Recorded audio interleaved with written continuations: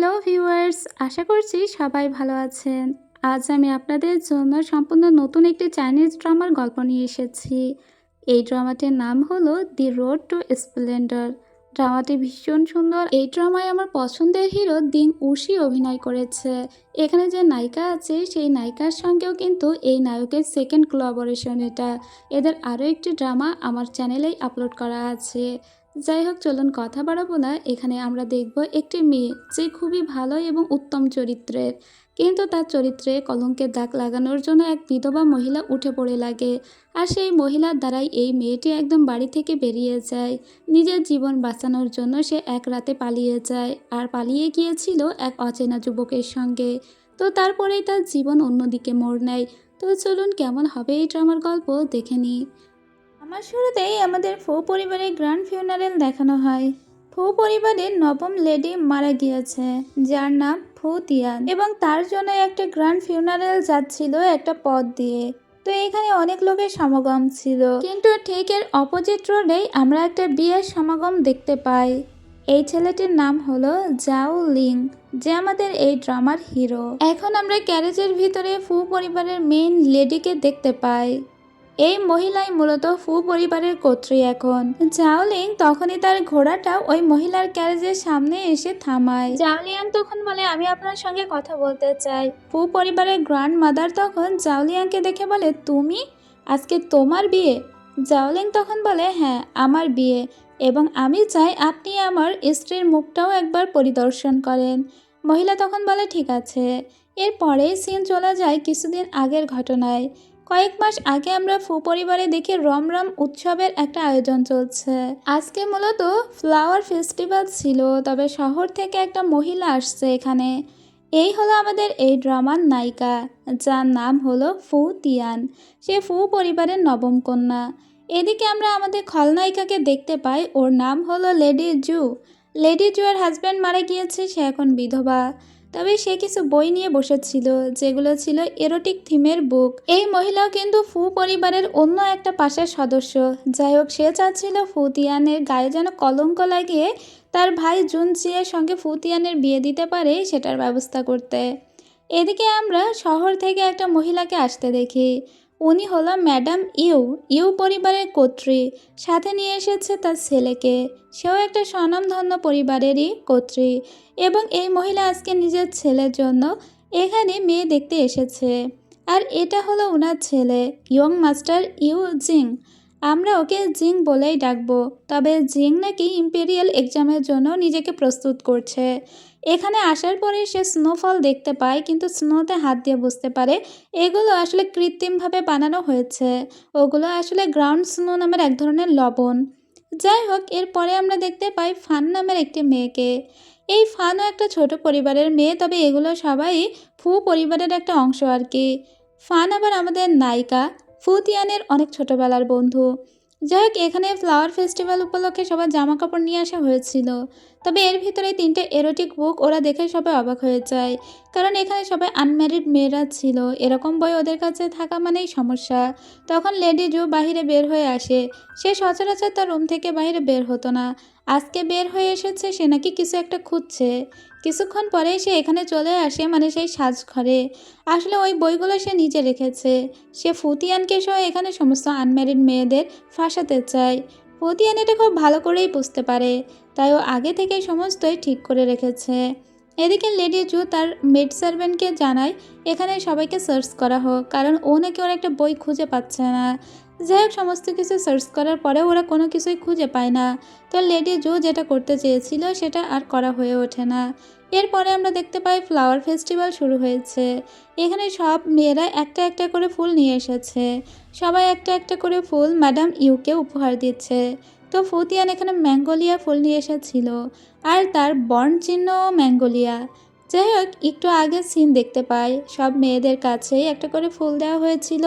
আর যে 3টি এরোটিক বুক পাওয়া গিয়েছিল সেই বইগুলো ছিঁড়ে একটা করে পেজ তাদের কাছে দেওয়া হয়েছিল, যাতে ওই পেজগুলো কেউ না দেখতে পারে। এভাবেই ওরা নিজেদেরকে বাঁচিয়ে নিয়েছে। তাছাড়া সবাই যে যে ফুল পছন্দ করে সেই ফুল ম্যাডাম ইউকে উপহার দিয়েছে। ম্যাডাম ইউ তখন বলে যে আমি আমার নিজের ছেলের জন্য যে মেয়েটিকে পছন্দ করেছি সে আর কেউই নয়, সে হলো ফান। সবাই ভেবেছিল নবম লেডি ফুতিয়ানকেই হয়তো উনি পছন্দ করবেন, কিন্তু ফানকে পছন্দ করতে দেখে বেশ অবাকই হয়ে গিয়েছিল সবাই। কারণ স্বনামধন্য পরিবারে আসলে তিয়ানেরই বিয়ে হওয়ার কথা ছিল। ফানকে পছন্দ করার কারণে তিয়ানের মন তো একটু খারাপ হয়েছিল, কারণ তার ইচ্ছা ছিল বড় পরিবারে বিয়ে করার। ওর দাদিও অনেকটা অবাক হয়েছে। যাই হোক, এরপরে আমাদের হিরোকে দেখানো হয়, অর্থাৎ জাওলিংকে। তো এখানে আমরা দেখতে পাই ও আন্ডারগ্রাউন্ডের একজন সল্ট স্মাগলার, এবং আজকেও ও নিজের দলের লোকজনের সঙ্গে কথা বলছিল। তবে ও দূর থেকে দেখতে পাই একটি বাড়িতে সাদা কিছু জ্বলজ্বল করছে, আর ওই বাড়িতে সবাই কিছু একটা কাজও করছে। ও তখন ওর দলের একজন লোককে বলে, আচ্ছা ওই বাড়িতে সাদা ওরকম কি জ্বলজ্বল করছে? দেখে মনে হচ্ছে যে ওখানে গ্রাউন্ড স্নো নামের কোনো একটা লবণ রাখা আছে। আসলেই তাই, এখানে ফেক স্নো ক্রিয়েট করার জন্য লবণ দিয়ে ফেক স্নো বানানো হয়েছিল।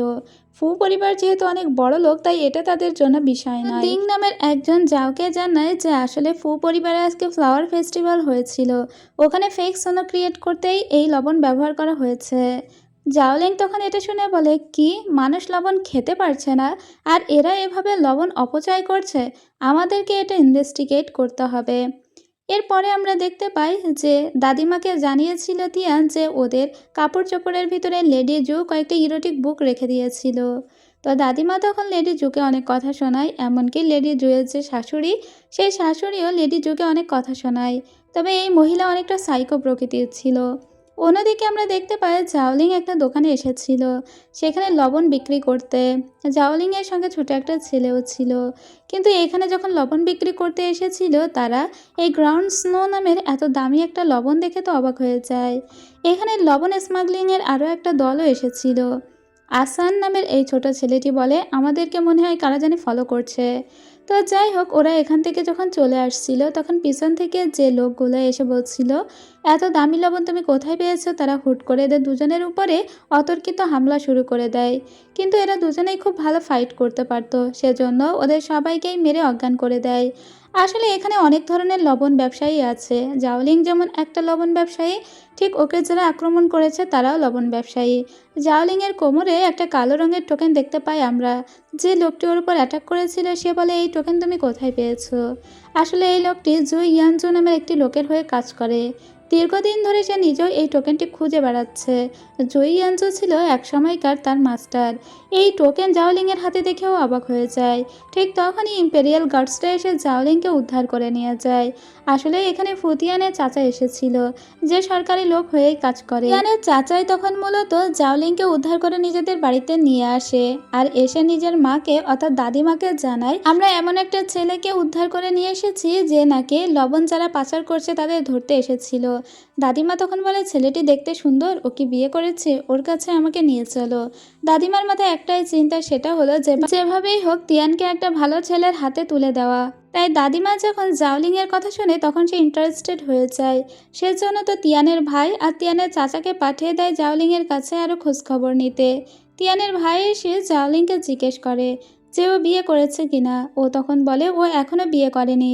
তাছাড়া জাওলিং এখানে মিথ্যা পরিচয় দিয়েছে। ও বলেছে ও স্বনামধন্য পরিবারের একটি ছেলে এবং ও শহর থেকে এখানে এসেছে ইনভেস্টিগেট করতে, কারা নুন চোরাচালানকারীর সঙ্গে যুক্ত সেসব নিয়ে।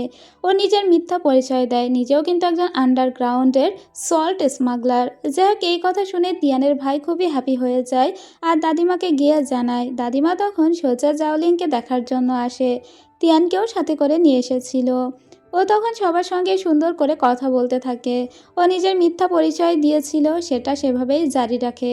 কিছুক্ষণ পরে এখানে ম্যাডাম ইউকেও দেখে অবাক হয়ে যায়, কারণ ও যার পরিচয় দিয়েছে ম্যাডাম ইউ তাকে খুব ভালো করেই চেনে। ম্যাডাম ইউ তখন বলে, আপনি বলেছিলেন আপনি নাকি আনম্যারিড, কিন্তু আমি যতদূর আপনার পরিচয় জানি তাতে আপনার তো বিয়েও হয়েছে, আবার আপনার একটা ছেলেও আছে জানতাম। ও তখন আবার মিথ্যা ভুগিযুগি গল্প দিতে শুরু করে। আসলে জাওলিং তো তার মিথ্যা পরিচয় দিয়েই এখানে ফেসে গিয়েছে। দাদিমা এতে অনেকটাই অবাক হয়ে বলে, কি তোমার স্ত্রী সন্তান আছে? ও তখন কাঁদতে কাঁদতে বলে, ছিল, কিন্তু তারা মারা গিয়েছে। আসলে এখন আমি একদমই একা, সেজন্যই তো এই ইনভেস্টিগেশন কেসের সঙ্গে জড়িত আছি। যাই হোক, ওকে তো ফ্রড প্রমাণ করে দেয় ম্যাডাম ইউ। আসলে ম্যাডাম ইউ চায় নবম লেডিকে তার নিজের ছেলের পুত্রবধূ করতে, কিন্তু সে প্রথমবারে ফানকে চয়েস করেছে এজন্য, কারণ নবম কন্যাকে সে আরও একটু বাজিয়ে দেখতে চায়। যাই হোক এরপরে তো লেডি তিয়ান অনেক বেশি চিন্তায় পড়ে যায় ওই ছেলেটি আসলে কে। এদিকে আমরা তিয়ানের ভাইকে দেখতে পাই, সে আজ আবার এসেছিল জাওলিংয়ের সঙ্গে দেখা করতে। তখন ওরা দেখতে পায় যে লেডি জু মানে বিধবা জুয়ের যে ছোট ভাই আছে, সেই ছোট ভাইয়ের নাম জুন জিয়ে, সে একটা লোকের সাথে কথা বলছিল। সে মূলত খারাপ খারাপ কথা বলছিল তিয়ানকে নিয়ে। এই কথা ওরা দুজন শুনে ফেলে পিছন থেকে। আসলে এই ছেলেটা অনেকটা লম্পট, সে তিয়ানের পরিচয় এখানে বিক্রি করছিল। তাই রাত্রেবেলা ওকে ধরে উদুম কেলানি দেয় তিয়ানের ভাই আর জাওলিং। দুজনে তো ভয়ই পেয়ে গিয়েছিল এ আবার মারা গেল কিনা। এদিকে আমরা দেখতে পাই লেডি ইউ এর কাছে একটা অনেক বড় গাছ নিয়ে এসেছিল তিয়ান। তিয়ান আসলে ম্যাঙ্গোলিয়া ফুল খুবই পছন্দ করে, তাই ম্যাঙ্গোলিয়ার একটা বনসাই নিয়ে এসেছে। গাছটি দেখতে ভীষণ সুন্দর ছিল।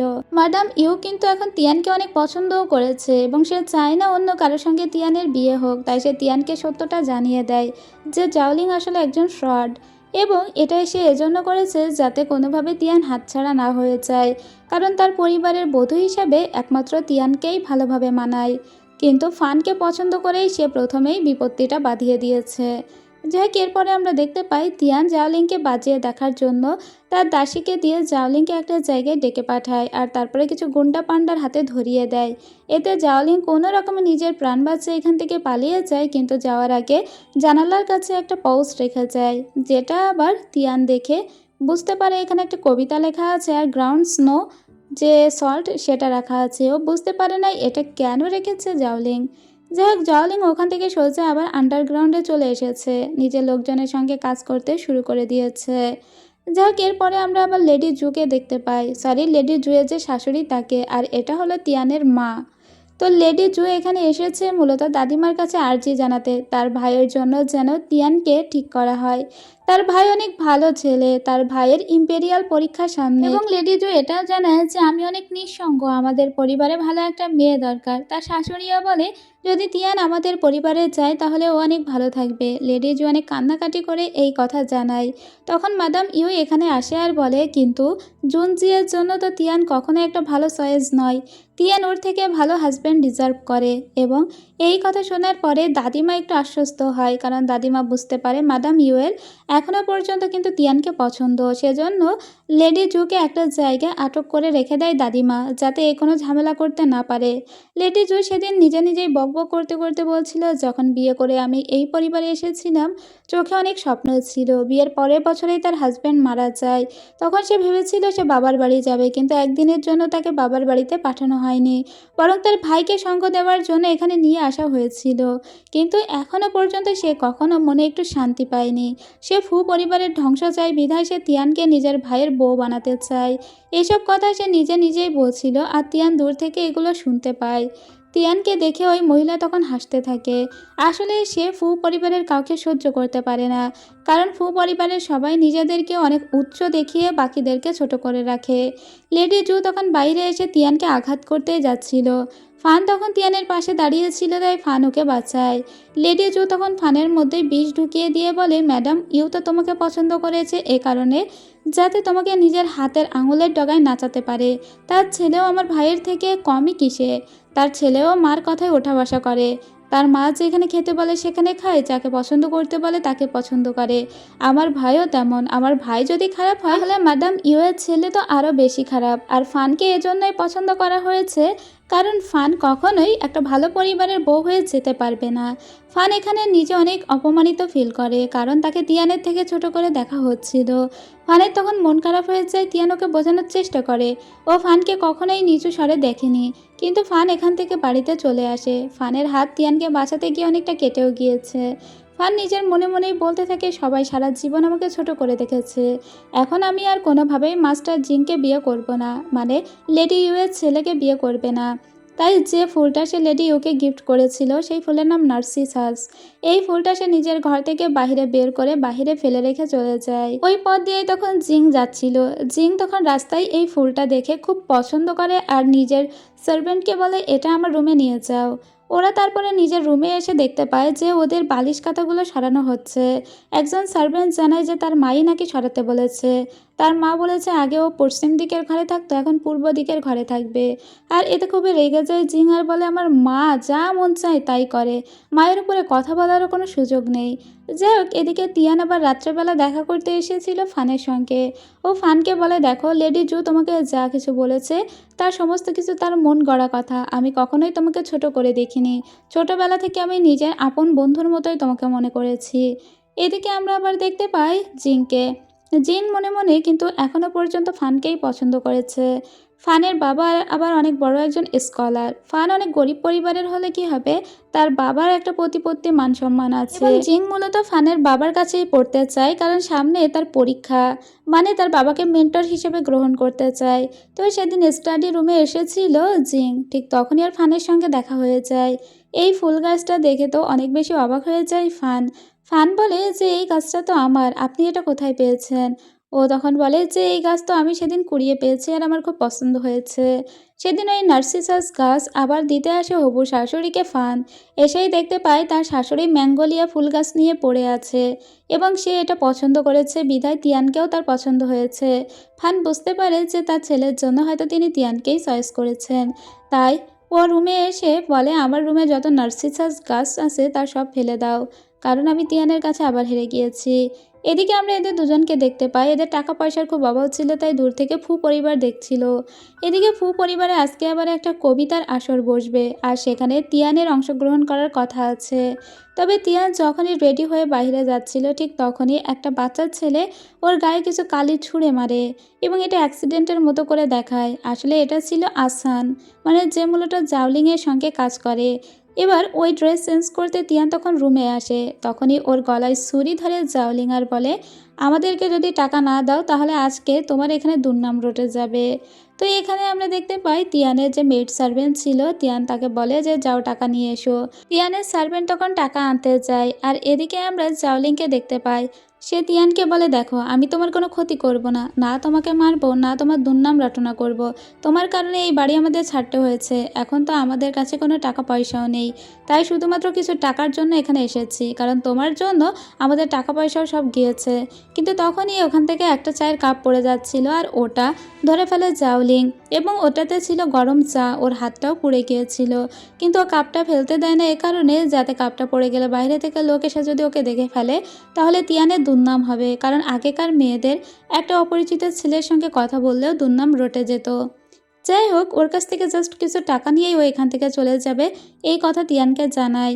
কিন্তু তিয়ান তখন ইচ্ছে করেই বলে যে না, আমি একে টাকা দিব না। এজন্য তিয়ান জাওলিংয়ের হাতে যে কাপটা ছিল সেটা ফেলে দেয়।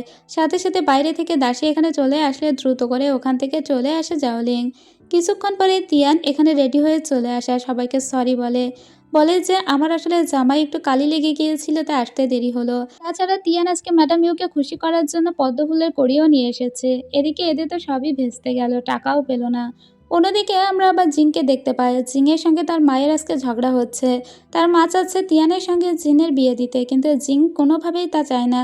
জিন আসলে এতদিনে ফানের প্রেমে পড়ে গিয়েছে, তাই সে তার মাকে বলে তুমি যা বলেছো এতকাল আমি তাই শুনেছি, তুমি চেয়েছো আমি ইম্পেরিয়াল পরীক্ষা দিব, আমি তাই দিতে রাজি হয়েছি, তুমি যা আমার জন্য পছন্দ করেছো আমি তাই পড়েছি তাই খেয়েছি সেখানে বসেছি, কিন্তু শেষ পর্যন্ত আমি আমার পছন্দে বিয়ে করতে চাই, অন্তত এইবার আমাকে তো একটা সুযোগ দাও। কিন্তু ওর মা বলে তুমি আজ বুঝছো না, কিন্তু কাল অবশ্যই বুঝবে যে তিয়ান তোমার জন্য কতটা পারফেক্ট ছিল, ফান তোমার জন্য পারফেক্ট নয়। কিন্তু ও এটা মানতে চায় না, সেজন্য ও তিয়ানের নামে বদনাম করতে চায় কিনা জানি না, কিন্তু ও সোজা চলে যায় লেডি জুয়ের ভাই জুনজিয়ের সঙ্গে দেখা করতে। ও জুনজিয়েকে গিয়ে কি বলে তাও আমাদের দেখানো হয় না, কিন্তু সিন এখান থেকেই কাট হয়ে যায়। আমরা দেখতে পাই তিয়ানকে ওর সার্ভেন্ট এসে জানায় যে দাদিমা নাকি তিয়ানকে এই মুহূর্তে ডেকে পাঠিয়েছে। দাদিমার সামনে আমরা জুনজিয়েকে দেখতে পাই। তিয়ান এসে তো অবাক, জুনজিয়ে ওর একটা ইনার বের করে আর বলে যে তিয়ানের সঙ্গে নাকি ওর ঘনিষ্ঠতা হয়েছে কয়দিন আগেই এবং তিয়ান আর ওর একে অপরকে ভালোবাসে, তাই ও তিয়ানকে বিয়ে করতে চায়। তিয়ান তো অবাক হয়ে বলে এটা কখনোই সম্ভব না, আমি কখনোই জিনজিয়ের সঙ্গে রাত কাটাইনি। কিন্তু জিনজিয়ে বলে যেদিন কবিতার রাত ছিল সেদিনই আমি ওর সঙ্গে রাত কাটিয়েছি এবং আরও অনেক কথা বলে। এবার কোনোভাবে নিজেকে নির্দোষ প্রমাণ করতে পারে না তিয়ান। তিয়ান বলে আমার সমস্ত জামাকাপড় যে মেয়েটি রাখে ওর কাছে জিজ্ঞেস করলেই তো পাওয়া যাবে। যাই হোক, এবার সেই মেয়েটিকে খোঁজার পালা, কিন্তু তাকে কোথাও খুঁজে পাওয়া যাচ্ছে না। এদিকে যে রাতের কথা বলছিল জুনজিয়ে, সেই রাতে ফানের সঙ্গে একসঙ্গে গল্প করছিল তিয়ান। তো ফান যদি গিয়ে দাদিমাকে জানিয়ে দেয় যে সেদিন তিয়ান ওর সঙ্গে ছিল, তাহলে কিন্তু সব প্রমাণ হয়ে যায় যে তিয়ান আসলে নির্দোষ এবং সে কারোর সঙ্গে রাত কাটায়নি। কিন্তু তার পরের দিন রাত্রেই আমরা দেখতে পাই যে আসলে সেদিন ফানের সঙ্গে দেখা করতে এসেছিল জিং। ফান আসলে চাচ্ছে না এখন জিংকে বিয়ে করতে, কিন্তু জিং তো ফানের প্রেমে পড়ে গিয়েছে আর সেজন্য যে সমাজ সংসার তার মা সমস্ত কিছুর ঊর্ধ্বে গিয়ে ফানকে বিয়ে করতে চায়। ফান তখন বলে, কিন্তু তিয়ানকে আপনার মা পছন্দ করেছে, আমি তো এর মাঝখানে বাধা হতে পারি না। কিন্তু তবুও জিং বলে, আমি তোমাকে পছন্দ করেছি, তাই আমি চাই এই বিয়েতে তুমি সম্মত থাকো। এরপরে আমরা দেখতে পাই যে মেয়েটি তিয়ানের সমস্ত জামা কাপড় গুছিয়ে রাখতো, সেই মেয়েটির লাশ পাওয়া গিয়েছে। তার মানে মেয়েটিকে কেউ একটা সরিয়ে দিয়েছে। এতে দাদিমা কিন্তু বুঝে যায় যে তিয়ানের আসলে কোনো দোষ নেই। আসলে সব কেউ না কেউ কারসাজি করে পিছন থেকে করছে, হয়তো বা জুনজি এবং তার বোন লেডি জুন, এরা দুজনে মিলে এটা করছে। যাই হোক, কিন্তু এটা কিভাবে প্রমাণ করবে দাদিমা এখন? তখন ডেকে পাঠায় তিয়ান ফানকে আর বলে, ফানের সঙ্গে আমি সেদিন রাত্রে ছিলাম, ফান স্বীকার করুক, ফান বললেই সব মিটে যাবে। তখন ফানকে বলতে বলা হয়, দাদিমা বলে, বলো তুমি। কিন্তু ফানের তখন মনে পড়ে যে জিং ওকে বলেছে, দেখো আমি তোমাকেই ভালোবাসি আর তোমাকেই বিয়ে করতে চাই, এখন তুমি আমাকে বিয়ে করবে কিনা সেটা সম্পূর্ণ তোমার হাতে। ফানের মাথায় তখন একটা বুদ্ধি খেলে যায়, ও যদি আজকে তিয়ানকে ফাঁসিয়ে দেয় তাহলে তো কোনো মতে জিংয়ের সঙ্গে বিয়ে হবে না তিয়ানের। তাই ও আজকে মিথ্যা কথা বলে আর বলে সেদিন রাত্রে আমার সঙ্গে ছিল না তিয়ান। এবং এই কথা শুনে সবাই অবাক। তিয়ানের যে সার্ভেন্ট ছিল সে বলে, কিন্তু আমি তো জানি সেদিন কিন্তু আমাদের ম্যাডাম ফানের সঙ্গেই ছিল। তারপরেও ফান একের পর এক মিথ্যা কথা বলে যায় আর বলে, না না আমি জানি না সেদিন তিয়ান কোথায় ছিল। এই কথা শোনার পরে আর তিয়ানকে বাঁচানোর কেউ থাকে না, তিয়ান ওখানেই ফেঁসে যায়। আর সাথে সাথে দাদিমা বলে আজকে থেকে তিয়ান অসুস্থ, তাই তাকে একটা সন্ন্যাসী মন্দিরে পাঠিয়ে দেওয়ার ব্যবস্থা করে দাদিমা। আর কেউ তিয়ানের সঙ্গে দেখাও করবে না এটাও বলে দেয়। তখন লেডি জু ভেবেছিল যে তিয়ানকে হয়তোবা এবার তার ভাই বিয়ে করতে পারবে, কিন্তু ঘটনা পুরোপুরি ঘুরে যায়। এখানে ফান নিজের মনে মনে এখন দগ্ধ হচ্ছিল, কিন্তু তাও ও স্বীকার করে না যে ও মিথ্যা বলেছে। ওদিকে সন্ন্যাসী মন্দিরে নিয়ে আসা হয়েছিল তিয়ানকে, বাজে পচা খাবার দেওয়া হচ্ছিল, যেটাও তার দাদিমাই আদেশ করেছিল। আসলে তার দাদিমা চাচ্ছিল কিভাবে তিয়ান এই অবস্থা থেকে বের হয়ে আসে দেখতে। এমনকি দাদিমা ম্যাডাম ইউ এর কাছেও গিয়েছে। দাদিমা ম্যাডাম ইউকে গিয়ে জানিয়েছে তিয়ানকে সে ছোটোবেলা থেকে মানুষ করেছে, তাই জানে তিয়ান কি করতে পারে আর কি পারে না। তিয়ান আসলে নির্দোষ, তাই যদি ম্যাডাম ইউ এখনও চায় তাহলে কিন্তু তার ছেলের সঙ্গে তিয়ানকে বিয়ে দিয়ে এখান থেকে নিয়ে চলে যেতে পারে। কিন্তু আজকে ম্যাডাম ইউ আর কোনো কথা বলে না। ম্যাডাম ইউও নিজেও জানে যে তিয়ান নির্দোষ, কিন্তু তার সত্ত্বেও এরকম একটা কলঙ্ক রটে গিয়েছে, সেই মেয়েকে তো ছেলের বউ বানাতে পারে না। যাই হোক, এখানে সে আর কোনো কথা বলে না। তারপরে আমরা দেখতে পাই যে তিয়ান এখানকার সার্ভেন্টকে কিছু টাকা দেয় আর একটা চিঠি লিখে দেয়, আর সেটাকে দিতে বলে সোজা জাওলিংয়ের কাছে। সেই পাউচটা জাওলিংয়ের কাছে পৌঁছানো হয়। ওখানে আসলে কি লেখা ছিল জাওলিং বুঝতে পারে না, কিন্তু শুধু একটা ঠিকানা লেখা ছিল। তাই জাওলিং বলে, কিন্তু নবম কন্যা আমাকে কেন এই ঠিকানা লিখেছে বুঝলাম না। তাই সন্দেহবশত ও সেই ঠিকানায় চলে আসে। এদিকে আজকে রাত্রে আমরা দেখতে পাই বিয়ের কাপড় নিয়ে আসা হয়েছিল এবং একটা মেডিসিন নিয়ে আসা হয়েছে। হয় ওকে এই বিয়ের কাপড়টা পরতে হবে, না হয় মেডিসিনটা খেতে হবে। আসলে মেডিসিনটা খেলেও অজ্ঞান হয়ে যাবে, আর বিয়ের কাপড়টা পরে আজকে রাতে ও জুনজিয়ার সঙ্গে বিয়েটাও হয়ে যাবে। কিন্তু এই বিয়ে করার থেকে মরে যাওয়া ভালো। ও দাদিমা ওর জন্য আবার একটা বিষও পাঠিয়েছে, চাইলে ও বিষকে মরেও যেতে পারে। কিন্তু ওর যে সার্ভেন্ট ছিল এই দাসী আসলে তিয়ানকে প্রচণ্ড ভালোবাসতো, তাই তিয়ানের জায়গায় বিষটা সে নিজেই খেয়ে নিয়েছে এবং জায়গায় সে মারাও যায়। তিয়ান প্রচণ্ড কাঁদতে থাকে। তিয়ানকে ওই মেডিসিনটা খাইয়ে দেওয়া হয়েছে, তারপরে একটা জামাও পরিয়ে দেওয়া হয়েছে এবং তিয়ানের আজকে জুনজিয়ার সঙ্গে বিয়ে হবে। তিয়ান নড়তেও পারছে না। তিয়ান অনেক কান্নাকাটি করছে, কারণ ওর দাসী মারা গিয়েছে আর তাকে টানতে টানতে বাহিরে নিয়ে যাওয়া হয়েছে, কিন্তু ও নিজে নড়তে পারছে না। ঠিক তখনই আমরা জাওলিংকে দেখতে পাই। জাওলিং উপর থেকে এই দৃশ্য দেখে অনেকটাই অবাক হয়ে যায় যে ফুতিয়ানের এই অবস্থা কি করে হলো। তিয়ানকে সে কিছুদিন আগেও বাড়িতে দেখেছে। ও তিয়ানের গলায় আঙুল দিলে তিয়ান বমি করে, সাথে সাথে ওর অনেকটা সেন্স ফেরে। ও বলে কি হয়েছে, কিন্তু তিয়ান বারবার বৃষ্টির মধ্যে হামাগুড়ি দিতে থাকে আর কাঁদতে লাগে। এদিকে দাদিমা জিজ্ঞেস করে তিয়ান কোথায়। তখন যে দুই দাসী ছিল ওখানে তারা জানায় তারা তিয়ানকে হারিয়ে ফেলেছে, আর তারপরে জানায় যে তিয়ান আসলে বিষ খেয়ে মারা গিয়েছে, মানে মিথ্যা বলে। ফলে দাদিমা বলে ঠিক আছে, তিয়ান যেহেতু আজকে থেকে মারা গিয়েছে ও আমার কাছে মৃত। তো এরপরে ফানকে দেখতে পায়। ফান যখন শুনে তিয়ান মারা গিয়েছে ও অনেকটা অবাক হয়ে যায়। ও বলে এরকম একটা পরিণতি হবে আমি ভাবতেও পারিনি। ও প্রথমে নিজেকে দোষ দিতে দিতে বলে তিয়ানের দোষেই তিয়ান মরেছে, ও আসলে নার্সিসিস্টিক টাইপের ছিল। এদিকে বিধবা জু যখন এটা জানতে পারে ও বলে দাদিমা এতটা ক্রুয়েল, এতটা কোল্ড যে নিজের নাতনিকেও ছাড় দিল না, তাকেও মেরে ফেলে দিল। আসলে সবার করাল গ্রাসের একটা ভিকটিম হয়েছে তিয়ান। এদিকে তিয়ানকে জাওলিং নিজের আন্ডারগ্রাউন্ডে নিয়ে এসেছে। তিয়ানকে ও জিজ্ঞেস করে আসলে কি হয়েছে, ওর এই অবস্থা কেন। তিয়ান আসলে বেশ কয়েকদিন ধরে কিছুই খায়নি, তাই এখানে খাবার দেখে ও হাউমাউ করে প্রথমে খেতে থাকে, আর তারপরে বলতে থাকে যে ওকে অনৈতিক সম্পর্কের জন্য ফাঁসানো হয়েছে। এই কথা শুনে জাওলিং অবাক হয়ে বলে আমি তোমাকে মাত্র 2 দিন দেখেছি, তাই আমি বিশ্বাস করতে পারি যে তোমার দ্বারা এই ধরনের কাজ করতে পারা সম্ভব নয়। আর তোমার বাড়ির লোকরা এটা বিশ্বাস করলো না। ও তখন বলে আমার বাড়ির লোকও জানে আমি নির্দোষ, কিন্তু তারপরেও তারা পরিবারের সবার মান সম্মানের তাগিদে মনে হয় আমাকে বের করে দিয়েছে। ও এখন শুধু এটাই চায় যাতে ওর মাকে একটা চিঠি লিখে জানাতে পারে যে ও এখন সুস্থ এবং সেফ আছে, ও মারা যায়নি। কিন্তু এই কথা শুনে তখন জাওলিয়াং বলে ঠিক আছে আমি এটা করে দিব, কিন্তু তোমাকেও একটা কথা রাখতে হবে। এরপরে জাওলিয়াং সবাইকে বলে আগামীকাল আমার বিয়ে, এবং এই বিয়েটা খুব হই হুল্লোড়ের সঙ্গে হবে। এটা একটা মিথ্যা বিয়ে, কিন্তু মানুষ জানবে যে এটা একটা সত্য বিয়ে। এরপরে আমরা দেখতে পাই সেই সিন যেটা ড্রামার শুরুতে দেখানো হয়েছিল। ফুতিয়ানের কফিনটা নিয়ে যাওয়া হচ্ছিল, যদিও কফিনের ভিতরে কিছুই ছিল না। আর অন্যদিকে জাওলিং বিয়ে করে বউ নিয়ে যাচ্ছিল, যদিও ওদিকে ওই যে ফিউনারেলটাও মিথ্যা আর এদিকে বিয়েটাও মিথ্যা।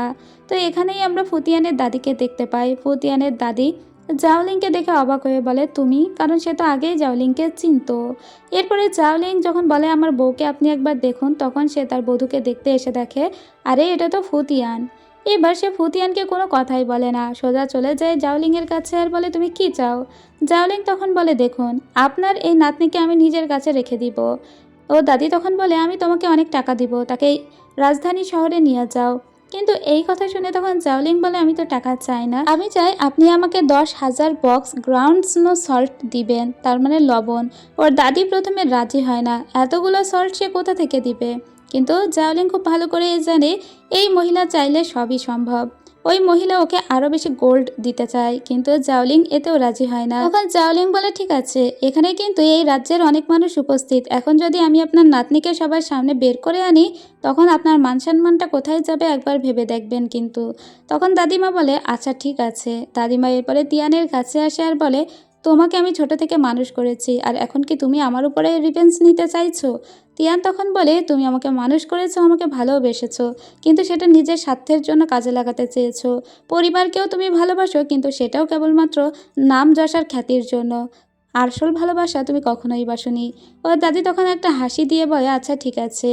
এরপরে ওর দাদি সোজা সামনে আসে জাওলিং এর আর বলে ঠিক আছে আমি 10,000 বক্স লবণ তোমাকে দিব, কিন্তু বিনিময়ে তুমি রাজধানীতে নিয়ে যাবে আমার নাতনিকে, আর কেউ কখনোই জানবে না সে বেঁচে আছে। এদিকে মায়ের সঙ্গে দেখা হয় তিয়ানের। তিয়ান মায়ের সামনে একদম ভেঙে পড়ে। ওর মাও কাঁদতে কাঁদতে বলে আমি জানি তুমি কখনো নত হবার মেয়ে নয়, তোমাকে 4 দেয়ালের ভিতরে কেউ আবদ্ধ করতে পারবে না। ওর মাকে ও বলে যে আমি ভালো থাকবো মা, তুমি চিন্তা করো না। ওর মা তখন জাওলিংয়ের সামনে হাঁটু গেড়ে বলে আমার মেয়েকে তুমি একটু দেখে রেখো, ওকে রাজধানীতে নিয়ে যাও, আর 30,000 টাকা দেয় ওকে, সাথে একটা বালাও দিয়ে বলে আমি রাজধানীতে গিয়ে আমি আমার মেয়ের সঙ্গে দেখা করব, তুমি কথা দাও দেখা করাবে। ও তখন ওর মাকে কথা দেয়। এরপরে আবার ঘোড়ার উপরে উঠে সোজা ওরা ইম্পেরিয়াল শহরের উদ্দেশ্যে যেতে থাকে। যাই হোক, এরপরে আমরা আবার দেখতে পাই এরা দুইজন অনেকক্ষণ দাঁড়িয়ে থাকে এবং সিন এখানেই কাট হয়ে যায়। এরপরে কিছু টাকা এনে দিং নামের একটি লোকের কাছে দিয়ে দেয় জাওলিং। এই লোক অনেকদিন ধরেই ওর কাছে টাকা পেত। ও তখন ওই লোকটিকে কুণ্ঠিত জানিয়ে বলে আমাদের পথ চলা এখানেই শেষ হলো, এখন থেকে আপনি আপনার মতো থাকবেন, আমি আমার মতো। ওই লোকটিও বলে ঠিক আছে। এরপরে এদের নতুন করে পথ চলা শুরু হয়। ইয়ানের দাদি 10,000 বক্স লবণ পাঠিয়ে দিয়েছে। জাওলিং রাত্রেবেলা ঘোড়ায় চড়ে মানুষদের বিভিন্ন যেসব বক্স বা কি বলে বালতি রাখা ছিল তার ভিতরে লবণগুলো রাত্রেবেলা ছুঁড়ে মেরে যায়। পরদিন সকালবেলা সবাই আবিষ্কার করে যে পানির ভিতর দিয়ে লবণ উঠছে। এতে রাজ্যে লবণের চাহিদা একদম মিটে যায়। আসলে ও নিজে কোনো ক্রেডিট নিল না, কিন্তু মানুষের লবণের চাহিদা পূরণ করলো। এতে ও নিজেও খুশি হয়েছে। এর জন্য কিন্তু ও কোনো টাকাও পায়নি। এরপরে হুয়াইং শহর ছেড়ে ওরা ইম্পেরিয়াল অর্থাৎ রাজধানী শহরের উদ্দেশ্যে রওনা দেয়। অন্যদিকে আমরা মাদাম ইউকে দেখতে পাই। সেও নিজের ছেলে আর হবু বউকে নিয়ে ইম্পেরিয়াল অর্থাৎ রাজধানী শহরের উদ্দেশ্যে রওনা দিয়েছে। এদিকে হাঁটতে হাঁটতে তো অনেক কিছুরই শিকার হয় তিয়ান। তিয়ান দেখতে পায় সাধারণ মানুষের জীবন আসলে কতটা কষ্টে কাটে। এখানে ঠিকমতো খাবার দাবারও নেই। কিন্তু তিয়ান এসব দেখে একদম ঘাবড়ে যায় প্রথমে। তখন ওর দিকে একটা বালা এগিয়ে দেয় জাওলিং আর বলে, এটা তোমার মা তোমাকে দিয়েছে। রাজধানী শহরে তোমাকে নিয়ে যেতে বলেছে, আমি তাকে কথা দিয়েছি, তাই সে পর্যন্ত তোমাকে নিয়ে যাব। তাছাড়া ওকে একটা রুটিও দেয়। ও রুটিটা নিজের কাছে রেখে দেয়। ও আসলে ভাবছে ও কী করবে। এরপরে ও সোজা ওদের দুজনকে ফলো করতে করতে হাঁটতে থাকে। রাস্তায় ও একটা মহিলাকে দেখতে পায়, যাকে দুইজন লোক হ্যারাস করছিল। ও মহিলাটিকে বাঁচাতেই যাচ্ছিল, কারণ মহিলাটি বাঁচাও বাঁচাও বলে চিৎকার করছিল। কিন্তু ও যখনই বাঁচাতে যাবে, পিছন থেকে আসান বলে, বাঁচাতে যেও না, কারণ তুমি যখনই ওদেরকে বাঁচাতে যাবে তখন উল্টো নিজে আরও বিপদে পড়বে। এখানকার মানুষজন খেতে না পেয়ে হিংস্র হয়ে গিয়েছে। তারা কিন্তু আমাদের উপরে ঝাঁপিয়ে পড়বে। কিন্তু তাও ওর কথা না শুনেই সবার দিকে একটা রুটি ছুঁড়ে মেরে দেয় তিয়ান। আর এতে সবাই ওই রুটিটার দিকে হামলে পড়ে। সাথে সাথে যে মেয়েটিকে দুটো লোক হ্যারাস করছিল, মেয়েটি বেঁচে যায় আর ওখান থেকে পালিয়ে চলে যায়। কিন্তু ওখানকার লোকগুলো এদের উপরে আক্রমণ করে। আর দেখা যায় জাওলিংয়ের হাতে অনেকটা কেটে গিয়েছে। এতে আসান অনেকটাই রাগ করে তিয়ানের উপরে আর বলে, লোকের ভালো করতে গিয়ে আমাদেরকেই বিপদে ফেলে দিয়েছো। তোমাকে আসলে সাথে করে নিয়ে আসতেই হতো না। আসলে এখানকার লোকজন অনেক বেশি হিংস্র। এর কাছে যা টাকা পয়সা খাবার দাবার ছিল তা সব কেড়ে নেয়। অন্যদিকে আমরা অন্য দলের কিছু লোকদেরকে দেখতে পাই। এরা মূলত জুই ইয়ানচু নামের যে স্মাগলার মানে সল্ট স্মাগলার ছিল তার হয়েই কাজ করে। আর এই লোকগুলো জাওলিংকে খুঁজে বেড়াচ্ছে। যাই হোক, এরা একটা জায়গায় এসেছে। এখানে আসার পরে জাওলিং আসানকে জানিয়ে দেয় যে তুই বাজারে চলে যা আর পুঁজি নামের একটা মন্দিরে আমাদের সঙ্গে দেখা করবি। এরপরে ও নিজে যে ক্ষতটা হয়েছে সেই ক্ষত বিষমুক্ত করার জন্য গরম ছুরি সেখানে ধরে রেখেছে। এতে ওর অনেক কষ্ট হচ্ছে। আর তিয়ান এটা নিজের চোখের সামনে দেখতেও পাচ্ছে না। তিয়ান যখন ওর ক্ষতটা বেঁধে দিতে এসেছিল, তখন অভিমানে হাতটা সরিয়ে নেয় জাওলিং আর বলে, নিজেই তো এই অবস্থার সৃষ্টি করেছো, এখন আবার দরদ দেখছো? তোমার ভালো লাগছে না এই সিনটা দেখতে? তখন ও কাঁদতে কাঁদতে বলে, আসলে আমি নিজেই বুঝতে পারছি না। যখনই বাড়ি থেকে বের হয়েছি তখন কোনটা ভুল কোনটা ঠিক এটাই তো বুঝছি না। ওই মহিলাকে না বাঁচালে মনে হতো আমি ভুল করছি, আবার মহিলাকে বাঁচিয়ে মনে হচ্ছে যে আমি ভুল করেছি, কারণ তুমি বিপদে পড়েছো। আসলে এখন তো আমার কোনো পরিচয়ই নেই। আগে ছিলাম আমি নাইন লেডি ফু তিয়ান, আর এখন আমার কি পরিচয় বলো? ঠিক তখন আমরা দেখতে পাই একটা পাস্টের ঘটনা। এটা আসলে বলছিল জাওলিং। জাওলিং কিন্তু একজন সল্ট স্মাগলার, তবে ও প্রথমে সল্ট স্মাগলার ছিল না। ও ছিল সল্ট ডিলার এবং স্নো গ্রাউন্ড নামের একটা সল্ট নিয়ে ও কাজ করছিল। আর তাছাড়া বেশ অনেকটা টাকা দিয়ে এই সল্টগুলো যখন কিনে নিয়ে পাহাড়ে পাদদেশ দিয়ে যাচ্ছিল, তখন জুই ইয়ানচু নামের এই দেশের বিখ্যাত যে সল্ট স্মাগলার, সে ওদের পথ রোধ করে আর বলে, এই পথ দিয়ে এত দামি সল্ট নিয়ে তোরা যেতেই পারবি না, এবং সবার উপরে অতর্কিত হামলা শুরু করে দেয়। ঠিক তখনই পিছন থেকে ওই জয় ইয়ানচুকে মেরে ফেলে দেয় জাওলিং। তাছাড়া এখানে একটা ঘটনাও ঘটে যায়, যে জয় ইয়ানচুকে মারতে পারবে সে হবে নেক্সট জয় ইয়ানচু। যেহেতু জাওলিংই ওকে মেরে দিয়েছিল, তাই ও হয়ে যায় নেক্সট জয় ইয়ানচু, কারণ ওর কাছে ওই ব্ল্যাক টোকেনটা চলে আসে। যদিও ওর কিন্তু সল্ট স্মাগলার হওয়ার কোনো ইচ্ছাই ছিল না, কিন্তু সেদিন ওদের স্নো গ্রাউন্ড নামে সেই সল্ট হারিয়ে যায়। ও এই ঘটনা এজন্য বললো কারণ জীবনের নিষ্ঠুর দিকটা ও আগে থেকেই দেখেছে। তাছাড়া ওর পিছনে জয় ইয়ানচুর কিছু লোকজন এখনও ধাওয়া করছে ওকে মারবে বলে, আর আজকেও তারাই ধাওয়া করছে ও বুঝতে পারে। সেজন্য ও এখান থেকে সোজা পুঁজি নামের একটা টেম্পলে চলে আসে।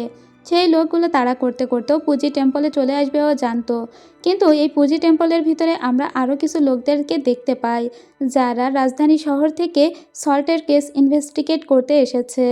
এই লোকগুলোর ভিতরে সবাই ছিল মূলত রাজার লোক, তাই এরা ভালো লোক। এদের কাছে এসে প্রথমে হাঁটু গেড়ে তিয়ান বলে, আমার স্বামী খুব অসুস্থ, আমাদেরকে এখানে একটু থাকতে দিন আজকে রাতটা।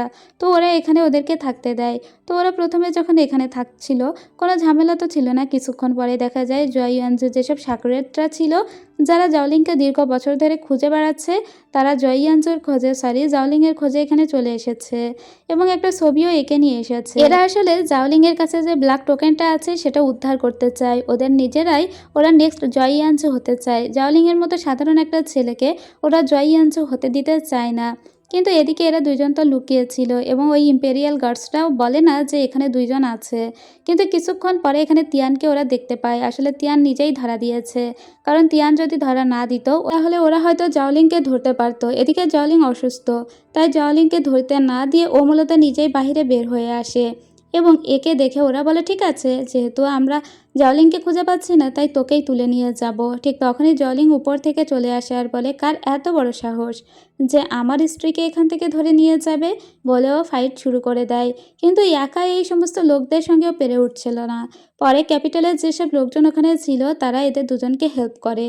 আসলে তারা হেল্প করতে চায়নি, কিন্তু এভাবে মার খেতে দেখে ওরা হেল্প করে।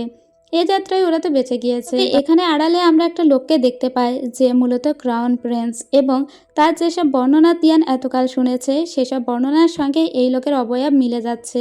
চেহারা না দেখলেও ও বুঝতে পারে ওটাই ক্রাউন প্রিন্স, তাই ও সিদ্ধান্ত নেয় এই লোকগুলোর সঙ্গেই যাবে। আর লোকগুলো এখন লিচুয়ান নামের একটা টাউনে যাবে, তাই ও লিচুয়ান টাউনেই যেতে চায়। ওখানে ক্যাপিটালের ইম্পেরিয়াল পরীক্ষা হওয়ার কথা আছে। ওখানে জুনজিয়ে যখন পরীক্ষা দিতে আসবে ও জুনজিয়েকে কোনোভাবে কিডন্যাপ করবে, তারপরে জুনজিয়ের কাছ থেকে স্বীকারোক্তি নেবে। জুনজিয়ে ওর নামে যেসব মিথ্যা অপবাদ ছড়িয়েছে জুনজিয়ের কাছ থেকে তার স্বীকারোক্তি নিয়ে ও হয়তো বা কখনো নিজের পরিবারে আর ফিরতে পারবে না, কিন্তু তারপরেও নিজের নামটা তো ক্লিয়ার করতে পারবে। সেজন্য ওই এই লোকগুলোর সঙ্গে থাকতে চায়। কিন্তু জাওলিং ওই লোকগুলোকে বিশ্বাস করে না। জাওলিং বলে ওই লোকগুলোকে তো আমি বিশ্বাস করি না, লোকগুলো আদৌ ভালো কি খারাপ তাও তো জানি না, আমি চাই না ওদের সঙ্গে থাকতে। তোমার মাকে কথা দিয়েছি রাজধানীতে নিয়ে যাব, তাই নিয়ে যাব। এরপরে জাওলিং সোজা নাটক করতে করতে এই দুইজন ইম্পেরিয়াল গার্ডসের সামনে আসে আর বলে যে ওর নাকি প্লেগ রোগ হয়েছে। ওই দুইজন লোকই তখন ভয় পেয়ে যায়। এখানে একজনের নাম ছিল টিউটার জাও আর একজনের নাম ছিল ময়ূ। দুজনেই ভয় পেয়ে চলে যায় ওখান থেকে।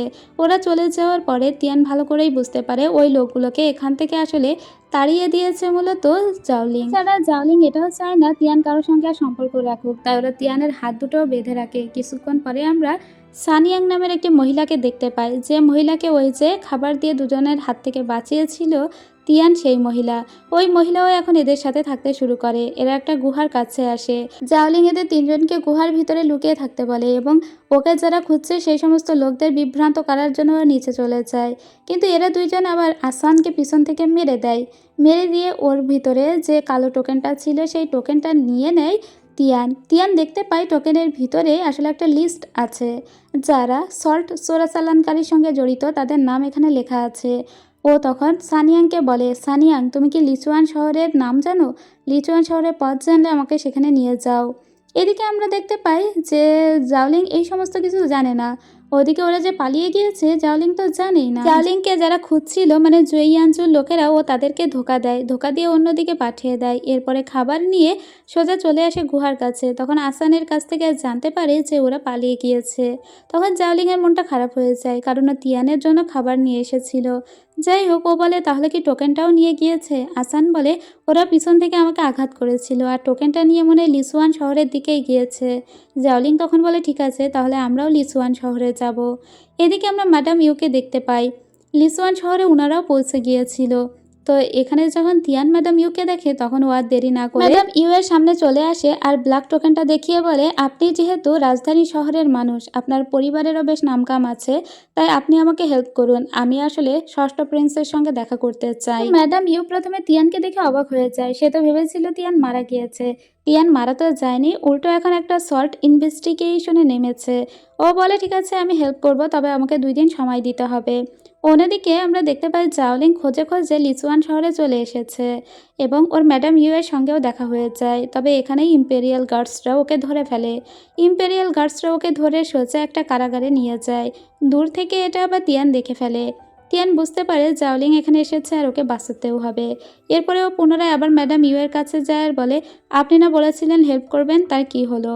তো ম্যাডাম ইউ তখন বলে, দেখো আমি তোমাকে 6th মাস্টারের সঙ্গে দেখা করিয়ে দেব, কিন্তু তার আগে তোমাকেও একটা শর্ত পালন করতে হবে।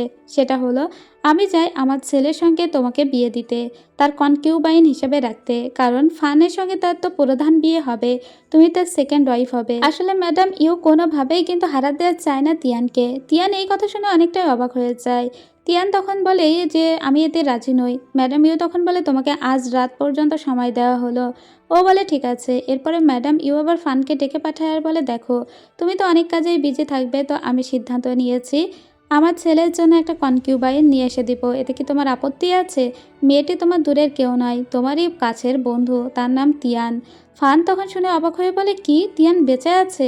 এরপরে ওকে একটা ওয়াইনও দিয়ে দেয় ওর শাশুড়ি আর বলে এই ওয়াইনটা আজকে আমার ছেলেকে খাইয়ে দিবে। এটা দিয়েই তিয়ানের সঙ্গে আমি চাই ওর ঘনিষ্ঠতা হোক, তাহলেই ও তিয়ানকে বিয়ে করতে রাজি হয়ে যাবে। এই কাজটা তোমাকে করতে হবে। এদিকে আসানকে আরও দুইটা ছেলেকে দেখতে পায় যারা জাওলিংকে উদ্ধার করার জন্য এসেছিল আর উদ্ধার করেও ফেলে। কিন্তু জাওলিংকে যারা অন্যরা খুঁজছিল জয়ীয়াঞ্চল লোকেরা, ওদেরকে আবার ইম্পেরিয়াল গার্ডসরা ধরে ফেলে। এদিকে আমরা দেখতে পাই তিয়ানের সঙ্গে আজকে সামনাসামনি হয়েছিল ফান। ফান বলে যে তুমি ঠিকই ফিরে এসেছো। ও তখন বলে হ্যাঁ ফিরে এসেছি। ফান বলে আমি ভেবেছিলাম তুমি আসলে মরে যাবে না, তুমি আমার কাছ থেকে আমার স্বামীকে কেড়ে নিতে ফিরে এসেছো, তুমি তার কনকিউবাইন হতে চাও।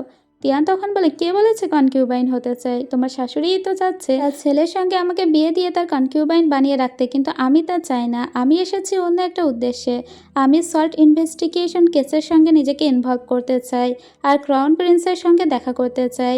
এখন দেখো, তুমি যদি কোনোভাবে ক্রাউন প্রিন্সের সঙ্গে আমার দেখা করিয়ে দিতে পারো, তাহলে আমি কোনোভাবেই তোমার হবু হাজব্যান্ডকে বিয়ে করব না কোনো দিন। এটা আমি তোমাকে কথা দিলাম। তোমার কাছে নিশ্চয়ই কোনো একটা উপায় থাকবে, কারণ এখানে আমার কোনো পরিচয় নেই। এখন আমি নবম লেডি ফুও নই যে আমি ক্রাউন প্রিন্সের সঙ্গে দেখা করতে যাব। এখন আমি একটা নকল নাম নিয়েছি। আমার নাম এখন থেকে মিস শি। এখন এই পরিচয়ে ক্রাউন প্রিন্স তো আমার সঙ্গে দেখা করতে চাইবে না। এখন তুমি যদি আমাকে সাহায্য করো, তাহলে আমি তোমার হাজব্যান্ডকে তোমার কাছ থেকে ছিনিয়ে নেব না। এতে ফান রাজি হয়ে যায়। খুব ভালো করেই জানতো যে ম্যাডাম ইউ ওকে কখনোই ক্রাউন প্রিন্সের সঙ্গে দেখা করাবে না। ফানের কথা মতো ও কাজের লোকের ড্রেস পরে চলে আসে ক্রাউন প্রিন্সের রুম সার্ভ করার জন্য। ওদিকে কিন্তু পালিয়েই গিয়েছিল প্রায় জাওলিং, তবে উপর থেকে কর্মকাণ্ড দেখার জন্য ও এখনও দাঁড়িয়ে আছে। এদিকে রাত হয়ে যাওয়ায় ক্রাউন প্রিন্সের সঙ্গে দেখা করতে পারে না তিয়ান, কিন্তু তাও ও জোর করে ঠেলে ভিতরে প্রবেশ করে আর একটা কবিতা আওড়াতে থাকে। জোরে জোরে কবিতাটা বলতে থাকে আর কিছু অফিসারদের নাম বলতে থাকে যারা সল্ট চোরাচালানকারীর সঙ্গে জড়িত। তাছাড়াও এটাও বলে যে এই তথ্যগুলো ও নিজের স্বামীর কাছ থেকে পেয়েছে। ততক্ষণে ম্যাডাম ইউ জানতে পারে যে ক্রাউন প্রিন্সের সঙ্গে দেখা করার জন্য ভিতরে প্রবেশ করে ফেলেছে তিয়ান। তাই তাড়াতাড়ি ম্যাডাম ইউ চলে আসে আর এখান থেকে তিয়ানকে উঠিয়ে নিয়ে চলে যেতে চায়। ততক্ষণে ক্রাউন প্রিন্স বাহিরে বের হয়ে আসে। ক্রাউন প্রিন্সের নাম হলো যিশু। ক্রাউন প্রিন্স বলে এই মেয়েটাকে এখানে রাখা হোক, সে অনেক তথ্য জানে, আমি তার সাথে কথা বলতে চাই। বাদবাকি সবাই এখান থেকে চলে যান। এরপরে তিয়ানকে ভিতরে প্রবেশ করতে বলা হয়। ম্যাডাম ইউ তো প্রচণ্ড ক্রোধে রাখতে থাকে। এদিকে জাওলিং মনে মনে ভাবতে থাকে তিয়ান যে বলল যে জাওলিং নাকি তার স্বামী, তার মানে তো তিয়ান ওর ভালো চায়। তাছাড়া তিয়ান কেঁদে কেঁদে এটাও বলেছে আমার স্বামী খুব ভালো একজন মানুষ, কিন্তু জয়ী অঞ্চল হয়ে সে দীর্ঘদিন কাজ করেছে, সেজন্য এসব কাজের সাথে সে নিজেও জড়িত। তবে সে সমস্তই স্বীকার করবে এবং আমি চাই এই শহরে তাকে নিয়ে সুন্দরভাবে জীবনযাপন করতে। তো জাওলিং যখন এই কথাগুলো শুনেছে, তখন তিয়ানের জন্য ওর একটু মায়া হয়। তাই ও সিদ্ধান্ত নেয় ও পুনরায় আবার কারাগারে ফিরে যাবে। এদিকে ক্রাউন প্রিন্সকে সমস্তই সত্যি জানিয়ে দেয় তিয়ান। ক্রাউন প্রিন্স তখন বলে ঠিক আছে, তুমি তোমার স্বামীকে রাজি করাও, সে যাতে আমার সাথে কেস ইনভেস্টিগেট করতে রাজি হয়ে যায়। তো এরপরে তিয়ান সোজা চলে আসে জাওলিংয়ের সঙ্গে দেখা করতে। জাওলিং এতক্ষণে নিজের হাতে আবার নিজে বাঁধনটা দিয়ে রেখেছে, কারণ তিয়ান ওকে নিজের স্বামী বলেছে। তাছাড়া ওর নামটাও ও শুদ্ধ করতে চায়। এরপরে তিয়ান এখানে সোজা জাওলিংয়ের সামনে আসে আর বলে দেখো, তোমার সামনে দুইটা রাস্তা খোলা আছে। এক হলো এই পাপের রাস্তায় চলা, যেখানে তোমার নিজের কোনো আইডেন্টিটি নেই, নিজের কোনো পরিচয় নেই। আর এক হলো হয় তুমি ক্রাউন প্রিন্সের হয়ে কাজ করবে, তাহলে তুমি নিজের একটা আইডেন্টিটি পাবে, আর না হলে এখান থেকে তুমি বের হতে পারবে না। এখন দেখো তুমি কি করবে, আমি চাই তুমি প্রিন্সের হয়ে কাজ করো। এই কথা শোনার সাথে সাথে জাওলিং বলে ওটা ক্রাউন প্রিন্স, তাহলে তো আমি আরও দ্রুতই এখান থেকে চলে যাব, কারণ আমি রাষ্ট্রের কোনো কাজে হেল্প করতেই চাই না। তিয়ান তখন পিছন থেকে টেনে ধরে বলে আরে তুমি ভয় পাচ্ছ কেন? ক্রাউন প্রিন্স তোমাকে শাস্তি তো দিবেই না, উল্টো রেওয়ার্ড দিবে। এই কাজ আমি একাই করতে পারতাম, কিন্তু তুমি তো জানো একজন মেয়ে কতটা অসহায়, একজন ছেলে ছাড়া সে কোনো ইনভেস্টিগেশনও করতে পারবে না। সেজন্য আমার তোমার সাহায্য দরকার। এই দুনিয়ায় আমার তো আর কেউ নেই, যেহেতু আমাদের পথ মিলে গিয়েছে, আমরা একে অপরের উপর নির্ভরশীল, তাই কেন নয় তুমি আমার ফিয়ন্সি হয়ে অভিনয় করো আর এই কাজে ক্রাউন প্রিন্সকে হেল্প করো। এরপরে জাওলিং ইনভেস্টিগেশন করতে রাজি হয়ে যায় এবং ক্রাউন প্রিন্সকে হেল্প করতে রাজি হয়। এতে তিয়ানা বেশ হ্যাপি হয়ে যায়। এদিকে আমরা দেখতে পাই যে মায়ের সঙ্গে আবারও জিংয়ের ঝামেলা বেঁধেছে, কারণ জিংকে ফান বলে দিয়েছে যে তার মা নাকি তিয়ানের সঙ্গে তার বিয়ে ঠিক করেছে। এজন্য আবার তার মায়ের সঙ্গে ঝামেলা। এদিকে তিয়ান তো ম্যাডাম ইউকে বলেই দিয়েছে সে আর বিয়ে শাদী করতেও চায় না এবং তাকেও এই কেসে হেল্প করতে হবে। যাই হোক, তো প্রথমে জুই ইয়ানজোর রাইট হ্যান্ডকে খুঁজে বের করা হয় আর সে জানিয়ে দেয় জুই ইয়ানজোর ব্যবসা ঠিক কোথায় কোথায় ছিল। তো প্রথমে জুই ইয়ানজোকে দিয়ে ওরা ক্রাউন প্রিন্সকে হেল্প করে, আর এই টোকেনটা ওই লোকের প্রয়োজন ছিল, মানে যে জুই ইয়ানজোর রাইট হ্যান্ড ছিল। আসলে জুই ইয়ানজো এই লোকের মাকে একটা জায়গায় লুকিয়ে রেখে নিজের হয়ে কাজ করিয়ে নিত। তো মাকে খুঁজতে ওই টোকেনটা ওই লোকের দরকার ছিল। তো তখন জাওলিং ওই লোককে হেল্প করে মাকে খুঁজে বের করতে। লোকটি তখন এর উপর কৃতজ্ঞ হয়ে বলে আমি আপনার হয়ে সারা জীবন কাজ করে দিব। যাই হোক, এতে এদের লোক সংখ্যাও বাড়লো, আবার মানুষের সঙ্গে বন্ডিংও ভালো হলো। এভাবেই ওরা কাজ করতে থাকে। একদিন তিয়ান তার মাকে চিঠিও লিখে পাঠায় যে সে এখন ভালো আছে। পরে আমরা অন্য একটা মহিলাকে দেখতে পাই, ইউয়ান পরিবারের ম্যাডাম তিনি। তো এই মহিলার হাজব্যান্ড আবার সল্ট চোরাচালানকারীর সাথে জড়িত, যেটাই এরাও জানতে পেরেছে। যেহেতু ক্রাউন প্রিন্সের সঙ্গে জাওলিং এখন কাজ করছে, সেজন্য সে নিজেকেও একটু মডারেট করার চেষ্টা করছে। সে ভালো মন্দ খাচ্ছে, ভালো ভালো ড্রেস পরছে। তাছাড়া রাষ্ট্র জুড়ে যেহেতু সবাই জানে তিয়ান তার হবু স্ত্রী, তাই সে তিয়ানের জন্য এরকম জামা কাপড় কিনে যেটা শহরে আর কারো নেই। এতে তো মানুষ অনেক অবাক হয়ে যায়। এদিকে আমরা ম্যাডাম ইউয়ানকে দেখতে পাই। ম্যাডাম ইউয়ান একদিন রাস্তা দিয়ে ক্যারেজে করে যাচ্ছিল। তার হুট করে ম্যাডাম ইউ এর সঙ্গে দেখা হয়ে যায়। ম্যাডাম ইউ তখন বলে যে আমি আপনাকে আজকে একজনের সঙ্গে পরিচয় করিয়ে দিই, এ হলো মিস শি, অনেক ইন্টেলিজেন্ট। তো ম্যাডাম ইউয়ান তখন বলে আমার জন্মদিনে তাকে ইনভাইট করলাম। এরপরে ম্যাডাম ইউ বাড়িতে এসে ফানকে জানায় যেহেতু ইউয়ান জন্মদিনে ইনভাইট করেছে আমাকেও, তো ইনভাইটেশন আমি তোমাকে দিলাম, তুমি সেখানে যেও। কিন্তু ফান কি নিয়ে যাবে? ফানের কাছে কোনো টাকা নেই। ওর বাবা ওর বিয়ের যৌতুক স্বরূপ 10 বক্স বই দিয়েছিল, যে বইগুলো এই পৃথিবীতে আর কোথাও পাওয়া যায় না। বইগুলো খুবই দামি বই ছিল। ও 3 বক্স বই বিক্রি করে দেওয়ার সিদ্ধান্ত নেয় কোনো একটা গিফট কেনার জন্য। চিন্তা করুন। এদিকে তিয়ানো মনে মনে ভাবছিল আমাকে যেহেতু ইউয়ান দাওয়াত করেছে, কি দেওয়া যায় বলো তো। ওকে একটা তখন উপদেশ দেয় জাওলিং। পরদিন আমরা দেখতে পাই রাষ্ট্রের অনেক ভালো ভালো মহিলারা আজকে এসেছিল ইউয়ানের জন্মদিনে। তো এই জন্মদিনে উপহার স্বরূপ ফান একটা ধূপ রাখার কেস নিয়ে এসেছে। এটা দেখে ইউয়ান বলে এই উপহার তো আমাকে কতজনই দিয়েছে, এটা আবার স্পেশাল কি এমন উপহার হলো। দেখা যায় যে সেম ধরনের উপহার ও অনেকগুলো পেয়েছে, সেজন্য ফানের উপহারটা আলাদা করে আর কোনো কিছু এখানে রাখে না। এরপরে ইউয়ানের সামনে এসে তিয়ান তিয়ান বলে উপহার হিসেবে আমি আপনাদের জন্য খাবার নিয়ে এসেছি। আসলে সে সবাইকে খাওয়ানোর ব্যবস্থা করেছে, তবে এরকম খাবার যা এখানকার কেউ কখনোই খায়নি। খাবারগুলো সত্যি একদম অন্যরকম ছিল এবং এতে সবাই অনেক বেশি হ্যাপি হয়ে যায়। খাবার দিয়েও সবার মন জয় করে নেয়। আসলে এখানে এমন এক ধরনের চিংড়ি এবং কাঁকড়া ছিল যেটা জুই ইয়ানজো ছাড়া কেউ আনতে পারতো না। তার মানে সেগুলো জাওলিং নিয়ে এসে দিয়েছিল। এদিকে জাওলিংকে দেখতে পাই অনুষ্ঠান যখন শেষ হয়ে গিয়েছিল সে তার হবু স্ত্রীকে রিসিভ করতে এসেছে, তবে নিচে পানি থাকায় সে তার স্ত্রীকে বলে যে তুমি আমার পিঠে ওঠো এবং নিজেই ওকে পিঠে ক্যারি করে নিয়ে চলে যায়। ওখানে যেসব মহিলারা দাঁড়িয়েছিল তারা তো একদম মানে হিংসা জেলাসিতে পড়তে থাকে। এছাড়া জাওলিং নিজের হাতটাও পেতে ধরে যাতে তার হাতের উপর পাড়া দিয়ে উপরে ক্যারেজে উঠতে পারে তিয়ান। তিয়ান বলে এবার না একটু বেশি হয়ে যাচ্ছে। তাও এখানে যেসব মহিলারা ছিল তারা তো ওদেরকে নিয়ে কথা বলতে থাকে আর বলতে থাকে একটা মেয়ের জীবনে এরকম হাজব্যান্ড হলে আর কী বা লাগে। যাই হোক, তিয়ান ভিতরে এসে বলে এই সব কিছু তো দরকার ছিল না, এগুলো একটু বেশিই হয়ে গেল। তো এই কথা শুনে জাওলিং বলে তুমি না চেয়েছিলে সবাই আমাদের নিয়ে কথা বলুক, তো আমি তো সেজন্যই এরকমটা করলাম। এর পরের দিন আমরা দেখতে পাই ইউয়ানকে আবারও হ্যাপি করার জন্য তিয়ান ওর জন্য কিছু জিনিস নিয়ে এসেছে। এগুলো ছিল এক ধরনের টোকেন, তবে খুব রেয়ার টোকেন। এগুলো দেখে ইউয়ান খুব হ্যাপি হয়ে যায়। তবে ইউয়ান বলে এর বিনিময়ে তুমি কি চাও? তিয়ান তখন বলে আপনি তো দেখেছেন যে আমার হাজব্যান্ড আমাকে কত যত্ন করে, কিন্তু আসলে আমাদের জীবন খুব কঠিন। ও আসলে লবণের ব্যবসা করে, কিন্তু ওর কাছে লবণের ব্যবসার কোনো পারমিশন নেই। আমি আপনার কাছে পারমিশন চাই।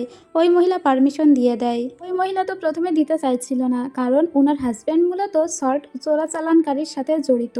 তো এখানে এরা ইনভেস্টিগেশন করতে এসেছে কিনা মহিলা কিন্তু জানে না। এদিকে আমরা জুনজিয়াকে দেখতে পাই লিসওয়ান শহরে এসেছিল, কারণ আগামীকালই পরীক্ষা। ও ইম্পেরিয়াল পরীক্ষা দিবে। তো ও এখানে এসে সবাইকে আগে এটা জানায় এখানে আপনারা মিস শি নামে যাকে চেনেন সে কিন্তু ফু পরিবারের মেয়ে। তাছাড়া আর যাকে আপনারা মিস শি এর হবু হাজব্যান্ড বা হাজব্যান্ড বলে জানেন সেও কিন্তু আসলে পরিচয় গোপন করে আছে। সে আসলে রাজ্যের ক্রাউন প্রিন্সের হয়ে কাজ করছে, কিন্তু তারা পরিচয় গোপন করে এখানে আছে। এই কথা আবার রাস্তা থেকে মিস ইউয়ান জানতে পেরে অনেকটাই চিন্তায় পড়ে যায় যে আসলেই ওরা দুইজন যদি ক্রাউন প্রিন্সের হয়ে কাজ করে তাহলে নিশ্চয়ই এদের বিরুদ্ধে প্রমাণ সংগ্রহ করতেই এসেছে। সেজন্য ওই মহিলা আবার তিয়ানকে ডেকে পাঠায়। তিয়ান তখন বলে আমি আপনাকে মিথ্যা বলেছি ঠিক আছে, আমার নাম আসলে তিয়ান এবং আমি ফু পরিবারের মেয়ে, তবে সেই পরিবার থেকে আমাকে বের করে দেওয়া হয়েছে। আর আমি আমার স্বামীর নামে মিথ্যা বলেছি এ কারণে আসলে আমার স্বামী সল্ট ব্যবসায়ী নয় বরং সল্ট স্মাগলার। সে হলো আসল জু ইয়ানজু। এজন্য আমি আমার স্বামীর পরিচয় আগে আপনাকে দেইনি। আপনি বিশ্বাস করুন আসলে আমার স্বামী একজন সল্ট ব্যবসায়ী নয় বরং স্মাগলার। আর সেই পরিচয় কি আমি দিতে পারি? আমার স্বামীকে সল্ট পারমিট দেন আর না দেন তাও আমার স্বামীকে মারবেন না প্লিজ। ইউয়ান তখন বলে আরে তোমার স্বামীকে কেন মারবো, তুমি যাও তোমার স্বামীর কাছে। যাক এরপরে তিয়ান সোজা ধরে জাওলিংকে এসে জড়িয়ে ধরে। জাওলিং অবাক হয়ে যায়। ও কানে কানে জাওলিংকে বলে ওরা তোমাকে মারতে চাইছে, আমাদের পরিচয় মনে হয় ফাঁস হতে যাচ্ছে, তো তুমি এই ইনভেস্টিগেশন বাদ দিয়ে এখান থেকে চলে যাও। জাওলিং বলে চলো আগে আমরা একটা নৌকার মধ্যে যাই। ওরা নৌকার ভিতরে আসে কিন্তু ঠিক তখনই দেখা যায় ওদের উপরে অতর্কিত হামলা শুরু হয়ে যায়। আসলে এখনও পর্যন্ত এদেরকে মিস ইউয়ান সন্দেহ করছে। তখন বাইরে বের হয়ে আসে জাওলিং আর সবার সঙ্গে ফাইট করে। জাওলিংয়ের কাছে তখন একটা লোক একটা সাইরেন ছুঁড়ে দিলে ও সাইরেন যখন বাজিয়ে উপরে দেয় তখন জয় ইয়ানচুর যেসব লোকেরা ওর খুব বিশ্বস্ত সহচর ছিল তারা আসে এখানে এবং তারা সবাই জাওলিংকে হেল্প করে, কারণ জাওলিংয়ের কাছে তখনও পর্যন্ত ওই ব্ল্যাক টোকেনটা ছিল। এতকাল কিন্তু কেউ জুই ইয়ানচুর ফেস দেখেনি, সবাই তাকে এই টোকেন দিয়েই চিনত। আজকে সবাই যখন ওর ফেস দেখে তখন জাওলিং ওই টোকেনটাকেই কেটে দেয় আর বলে এখন থেকে আমাকে কেউ টোকেন দিয়ে নয় বরং চেহারা দিয়ে চিনবে, আমার চেহারাই বলে দিবে আমি জুয়ানজু। তখন সবাই ওকে জুইয়ানজু বলে কুর্নিশ করে। ম্যাডাম ইউ তখন উপরে দাঁড়িয়েছিল। ম্যাডাম ইউ এর এবার বিশ্বাস হয়ে যায় যে এ আসলে সল্ট স্মাগলার, তাই ওকে পারমিট দিয়ে দেয়। তো ওদের সল্ট ভান্ডারে তখন প্রবেশ করে জাওলিং। ওই মহিলা তখন এসে বলে আমি তোমাদেরকে ভুল বুঝেছি। যাই হোক এরপরে এই মহিলাকে মানে ইউয়ানকে একটা জায়গায় নিয়ে আসে তিয়ান। তিয়ান ওই মহিলাকে ইচ্ছা করে এখানে নিয়ে এসেছে। এই মহিলার ৩ মেয়ে আছে। আজও পর্যন্ত কোনো ছেলে হয়নি বিধায় তার স্বামী অন্য নারীর সঙ্গে সম্পর্ক করে সেখানে একটা পুত্র সন্তানেরও জন্ম নিয়েছে মানে দিয়েছে। যাই হোক ওই মহিলা এতে অনেকটা কষ্ট পেয়ে যায় এবং তার ৩ মেয়েকে দেখতে থাকে। এটা দেখানোর কারণ আপনারা পরে জানতে পারবেন। এদিকে আমরা দেখতে পাই ইম্পেরিয়াল এক্সাম ছিল আজকে। জুনজিও এই পরীক্ষা দিতে এসেছে এবং পিছনে যে ২জন ছেলেকেও কুর্নিশ করছে তাদের ২জনকে এখানে সাজিয়ে পাঠিয়েছে জাওলিং। যাই হোক কিছুক্ষণের ভিতরেই দেখা যায় সবার বইপত্র চেক করা হচ্ছিল, তারপরে কেন্দ্রে পাঠানো হচ্ছে। কিন্তু এখানে জুনজি এর বক্সের ভিতরে একটা নকল পায় কর্তৃপক্ষ তখন বলে আরে তুমি তো চিট করতে যাচ্ছিলে, তাই ওকে আর পরীক্ষার কেন্দ্রে ঢুকতেই দেওয়া হয় না। ও বলে এই টুকরো আমার নয়, আমি তো এরকম কোনো কিছু নিয়ে আসিনি, আমি জেনুইন মেধাবী, কিন্তু তাও ওকে পরীক্ষা দিতে দেওয়া হয় না। আসলে জাওলিংয়ের লোকজনই এটা করেছে। এদিকে পরীক্ষা খুব ভালো দিয়েছিল কিন্তু জিং। যাই হোক এদিকে জাওলিংয়ের লোকজনদেরকে দেখতে পায়। ওরা তো প্রথমে নাক ফাটিয়ে দিয়েছিল জুনজিয়ের। এরপরে জুনজিকে সমস্ত সত্যি স্বীকার করতে বলে যে ফুতিয়ানকে কিভাবে ফাঁসিয়েছে। ও প্রথমে রাজি হচ্ছিল না কিন্তু ভয় দেখানোর পরে বলে দেয় আসলে আমার বোনকে যখন কারাগারে বন্দি করে রাখা হয়েছিল আমার বোনই সেদিনকে ওই ইনারটা দিয়েছিল আর যা কিছু শিখিয়ে দিয়েছিল আমি তাই করেছি, আমার কোনো দোষ নেই। ফুতিয়ানে তখন মনে পড়ে যায় যে নিজেকে নির্দোষ প্রমাণ করতে ও দাদিকে কতবার বলেছে, তারপরে ওর জীবনের সঙ্গে যা যা ঘটে গিয়েছে ওর সমস্তই মনে পড়ছিল। আজকে ফাইনালি ও একটা কনফেশন পেয়েছে এবং এখানে নিজের হাতের টিপসইও দিয়ে দিয়েছিল জুনজিয়ে, ওটা নিজের কাছে রেখে দেয় ও। পরদিন ইম্পেরিয়াল এক্সামের রেজাল্ট আউট হয়েছে এবং এই রেজাল্ট যেখানে আউট করা হয়েছিল সেখানে পরিবারের সবাই উপস্থিত ছিল। এতে ফার্স্ট হয়েছে জিং। জিংয়ের মা তো প্রচণ্ড খুশি। জিংয়ের মা ফানের সঙ্গে জিংকে বিয়ে দিতে রাজি হয়েছে, যদি ও ফার্স্ট হয় তাহলেই বিয়ে দিবে।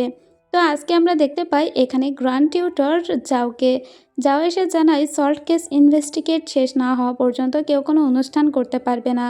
কিন্তু ফান তো তার হবু স্বামীর জন্য অনুষ্ঠান রাখতে চাইছিল। তার হবু শাশুড়ি বলে এখন অনুষ্ঠান করা যাবে না। ফান তখন বলে ঠিক আছে আমি কিছু ম্যাডামদের নিয়ে শুধু একটা কবিতার অনুষ্ঠান করব। ও শাশুড়ি বলে আচ্ছা ঠিক আছে সেটুকু করা যেতে পারে। এরপর আমরা দেখতে পাই ওর শাশুড়ি কিছু ফুলের পিঠা বানিয়েছিল এবং তার দাসীকে দিয়ে বলে এই পিঠাগুলো যা আমার ছেলে জিংয়ের জন্য বানিয়েছি, জিংকে পিঠাগুলো পাঠিয়ে দাও, ও এই পিঠা খেতে খুবই পছন্দ করে। আর ওদিকে আমরা দেখতে পাই যে একটা কবিতার অনুষ্ঠানের আয়োজন করেছিল ফান, এখানে মহিলাদের জন্য ও খাবারের ব্যবস্থা করেছে। তবে এই খাবারে আমরা দেখতে পাই ওর শাশুড়ির বানানো সেই পিঠাগুলো, এগুলো ও নিজের চুরি করে নিয়ে এসেছে। ওর স্বামীর জন্য যখন দাসী পিঠাগুলো নিয়ে যাচ্ছিল, ও তখন পিঠাগুলো দেখে রেখে দিয়েছে। আসলে ও জানতো আগের বার খাবার খাইয়ে সব মহিলাদের মন জয় করেছিল তিয়ান, ও সেজন্য এই পিঠাগুলো রেখে দিয়েছে যাতে খাবার খাইয়ে এবারেও সমস্ত মহিলাদের মন জয় করাতে পারে। এখানে এই পিঠা দেখে ইউয়ানের কেমন একটা মনে হয়, ওর মনে হচ্ছিল এই পিঠাও আগেও কোথাও একটা দেখেছে। এরপরে ও রুমে এসেও ভাবতে থাকে যে ওই পিঠা যেন আমি আগেও খেয়েছি এবং কোথায় একটা দেখেছি। তারপরে ওর মনে পড়ে যায় আরে এই পিঠা তো মিস শি অর্থাৎ তিয়ান তার জন্য নিয়ে এসেছিল। এবার ওর মনে পড়ে যায় মিস শি এর সঙ্গে তাকে পরিচয় করে দিয়েছিল ম্যাডাম ইউ। তাছাড়া এখানে যে একটা ছেলে এসে কিছু কথা বলেছিল এবং সমস্ত ঘটনাগুলো এক করে ও বুঝতে পারে এরা সবাই একজোট হয়ে কাজ করছে এবং ওরা ইউয়ান পরিবারের বিরুদ্ধেই কাজ করছে। কিন্তু ততক্ষণে কাহিনী তো শেষ, ততক্ষণে ওরা ধরা পড়ে গিয়েছে। ওর স্বামী বলে তুমি সল্ট পারমিট দিয়েছো এরকম একটা ছেলেকে, আমাকে কেন আগে জানাওনি? আমাদের সমস্ত কুকীর্তি ফাঁস হয়ে গিয়েছে। আমি যে লবণ চোরাচালানের সঙ্গে যুক্ত সেটাও তো এতক্ষণে মনে হয় ক্রাউন প্রিন্স জানতে পেরেছে। এখন থেকে তুমি তোমার পথে, আমি আমার পথে। এই কথা শুনে ওনার স্ত্রী বলে আমি 3 মেয়ে নিয়ে কোথায় যাব? ওনার হাজব্যান্ড বলে তাও আমি কি করে বলবো? যাই হোক, এরপরে আমরা দেখতে পাই যে ইউয়ানের সঙ্গে দেখা করতে এসেছিল তিয়ান এবং জাওলিং। তখন ওই মহিলা বলে আমি কোনো সত্য বলবো না। তিয়ান তখন বলে আপনি যদি সত্য বলেন তাহলে আপনার 3 মেয়েকে আমি দেখে রাখবো, কথা দিলাম। ওই মহিলা তখন বলে কিন্তু তুমি যে মিথ্যা বলছো কি না তা আমি কি করে বুঝবো? তিয়ান বলে এই ছাড়া আপনার কোনো উপায় নেই।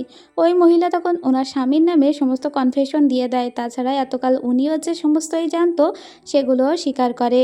ফলে তার স্বামীকেও গ্রেপ্তার করা হয় আর তাকেই গ্রেপ্তার করা হয়, কিন্তু বিনিময়ে ওনার 3 মেয়েকে বাঁচিয়ে রাখা হয়।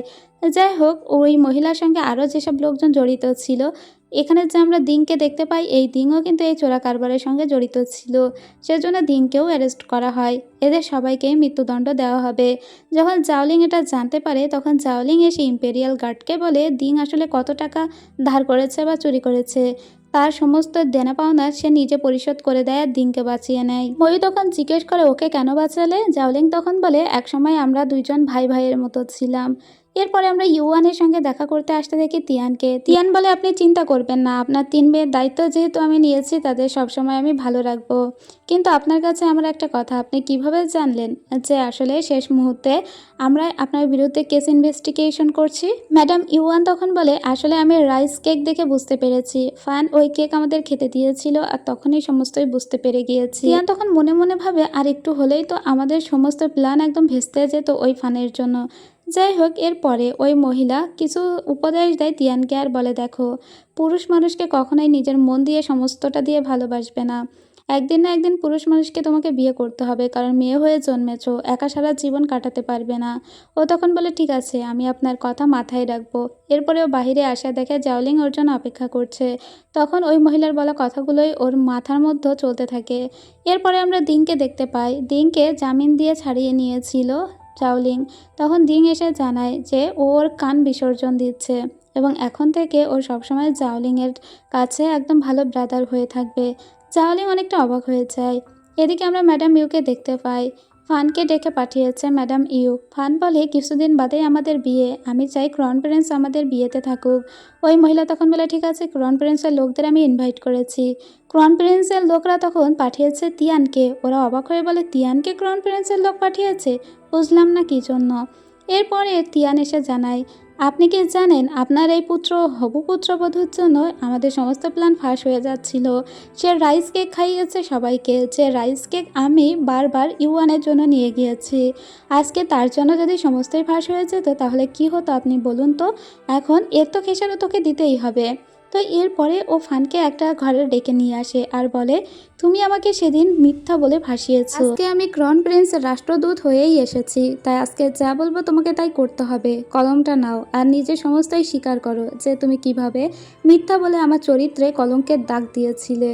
ও তখন সমস্তই লিখে সত্য প্রকাশ করে, কিন্তু যখন হাতে টিপ সই দিতে হবে তখন আর ও সইটা দিতে চাইছিল না। কিন্তু তখন তিয়ানের দাসী জোর করে ধরে সইটা নিয়ে নেয় আর এখন থেকে এটা ওর কাছে রক্ষা কবচ সবুজ হয়েই থেকে যাবে। ও কিন্তু নিজের নামটা পুরোপুরি ক্লিয়ার করেই ফেলেছে। তখন কাঁদতে কাঁদতে ফান বলে, তুমি আসলে এসব করবে বলেই ফিরে এসেছো, তাই না? সারা জীবন তুমি বৃত্ত এবং ঐশ্বর্যের ভিতরে বড় হয়েছো। সবসময় তোমাকে লেডি লেডি বলে ডাকতো, সবাই তোমাকে মাথায় করে রেখেছিল। এখন যখন তোমার হবু হাজব্যান্ডকে আমি ফিরিয়ে নিয়েছি, মানে আমি ছিনিয়ে নিয়েছি, তখন তুমি আমার জীবন থেকে সমস্ত সুখ সমৃদ্ধি এগুলো ছিনিয়ে নিতে ফিরে এসেছো। তিয়ান তখন বলে, তুমি মিথ্যা বলে আমাকে ফাঁসিয়েছিলে, তাই এটা আমার দরকার ছিল। তোমাকে সারা জীবন বন্ধুর মতো মনে করেছি, কখনো ছোট করে দেখিনি। তুমি যদি কোনো কিছু মনে করে থাকো তাহলে সেটা তোমার নিজস্ব ভুল। আমি সবসময় নিজের সঠিক পথেই হেঁটেছি। তাছাড়া আমি যদি ফিরে নাও আসতাম তাও তোমার জীবনে এমন ভালো কিছুই হতো না। সামনে তোমার জীবন এমনিতেও ভালো কাটবে না। আমি দেখতে পাচ্ছি তোমার হবু শাশুড়ি তোমার দিকে ঠিক সেই নজরেই তাকায় যে নজরে সারা জীবন আমার দাদিমা বিধবা জুকে দেখে এসেছে। সো তোমার পরিণতিও যে বিধবা জুয়ের মতো হবে না সেটাও আমি বলতে পারছি না। বলেই ও চলে আসে আর ফান বসে কাঁদতে থাকে। এরপরে ও রক্ষা কবচটা নিয়ে জাওলিংয়ের কাছে আসে আর জাওলিংকে বলে, তুমি গিয়ে জয়ী আনছো যত জিনিসপাতি আছে তা সব ক্রাউন প্রিন্সকে গিয়ে দাও। ক্রাউন প্রিন্সকেও দিতে আসলে ক্রাউন প্রিন্স বলে, এরপরে তুমি কি করবে? ও বলে, আমি এবার একটা শান্ত জীবনযাপন করতে চাই। ক্রাউন প্রিন্স তখন বলে, আমি চাই তুমি আমার সেনাবাহিনীতে জয়েন করো, কারণ তুমি খুব ভ্যালুয়েবল একটা মানুষ। তাছাড়া তুমি খুব অস্ত্রবিদ্যায় পারদর্শী। কিন্তু তাও এই সেনাবাহিনীতে যোগ দিতে চায় না জাওলিং। এতে ক্রাউন প্রিন্স অনেকটা রেগে যায় আর বলে, তোমাকে ভালো একটা জীবন দিতে চাইছি, সবসময় আমার কাছাকাছি রাখতে চাইছি, কেন তুমি থাকতে চাইছো না? তোমাকে 3 দিন সময় দেওয়া হলো ভাবার জন্য। ও যখন বাইরে আসে ক্রাউন প্রিন্সের খুব কাছের 2 জন মানুষ ওকে বলে, ক্রাউন প্রিন্স তোমাকে ভালো একটা সুযোগ দিয়েছে, তুমি কেন কাজে লাগাবে না? ও তখনও বলে, আমি আমার সিদ্ধান্তে অনড়, আমি কখনোই সেনাবাহিনীতে যোগ দিব না। তখন লেফট সেন্সর রাইট সেন্সরকে বলে, আসলে ক্রাউন প্রিন্স সময় মনে হয় আপনাকেই দিয়েছে 3 দিন। এই 3 দিনের ভিতরে যেভাবেই হোক জাওলিয়াংকে আপনাকে কনভিন্স করতেই হবে। এদিকে জাওলিংকে দেখতে পায়, ও বাইরে এসেছিল এবং কথাটা ভাবছিল। ঠিক তখনই ওর সামনে এসে দাঁড়ায় তিয়ান। তিয়ান বলে, আমাদের যাত্রা তো এখানেই শেষ হলো, এখন তুমি তোমার পথে আর আমি আমার পথে। হয়তোবা কখনো আবার দেখা হবে, ভালো থেকো বলে দুজনেই দুজনকে বিদায় জানিয়ে দেয়। দুজন দুই দিক থেকে হাঁটতে থাকে। কিন্তু তিয়ানের দিকে যখন জাওলিং তাকাচ্ছিল, তিয়ান তখন সোজা তাকিয়ে হাঁটছিল। আর যখন তিয়ান জাওলিংয়ের দিকে তাকাচ্ছিল তখন জাওলিং আবার অন্য দিকে তাকিয়ে হাঁটছিল। সো ওরা দুজন দুজনকে চোখাচোখি করতে পারে না। যাই হোক, এখানেই ওরা দুজন দুজন থেকে বহু দূরে চলে যায়। মনে হয় ওদের আর দেখা হবে না। তো সিন কাট হয়। আমরা দেখতে পাই ক্রাউন প্রিন্সের সামনে ম্যাডাম ইউ এসেছে। ম্যাডাম ইউ যে এই শর্ট ইনভেস্টিগেশন কেসে হেল্প করেছে সেজন্য রিওয়ার্ড নিতে এসেছে। কিন্তু ক্রাউন প্রিন্স জানিয়ে দেয় ম্যাডাম ইউকে সে কোনো রিওয়ার্ড দিবে না, কারণ ম্যাডাম ইউ এর হবু বধূর জন্য এই পুরো প্ল্যানটাই ভেস্তে যাচ্ছিল। সেজন্য ওর পরিবার কোনো ক্রেডিট পাবে না এবং এখান থেকে ম্যাডাম ইউকে চলে যেতে বলা হয়। ম্যাডাম ইউ এতে প্রচণ্ড রেগে যায়, কারণ ফানের জন্য তাদের পরিবার আরও একটু উঁচুতে উঠতে পারতো, তাও পারল না। এতে সবই ফানের দোষ। এদিকে ফান সমস্ত কিছু ভুলে তার বিয়েতে মনোনিবেশ করেছে।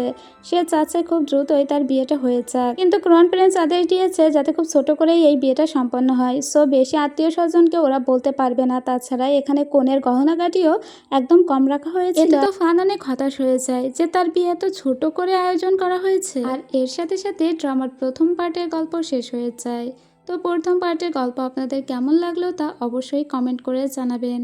গল্পটা বেশ সুন্দর এবং ইন্টারেস্টিং। পরবর্তীতে আবারও কিভাবে তিয়ান এবং জাওলিংয়ের দেখা হবে আর তাদের ভিতরে প্রেমের সম্পর্কের সূচনা হবে তা দেখতে হলে অবশ্যই পরের পার্টগুলোও দেখতে হবে। আর যারা যারা আমার চ্যানেলে সম্পূর্ণ নতুন তারা প্লিজ আমার চ্যানেলটিকে সাবস্ক্রাইব করে সাথে থাকবেন। তো আজ এখানেই শেষ করছি, দেখা হবে পরের পর্বে। ততক্ষণ সবাই ভালো থাকবেন, সুস্থ থাকবেন। খোদা হাফেজ।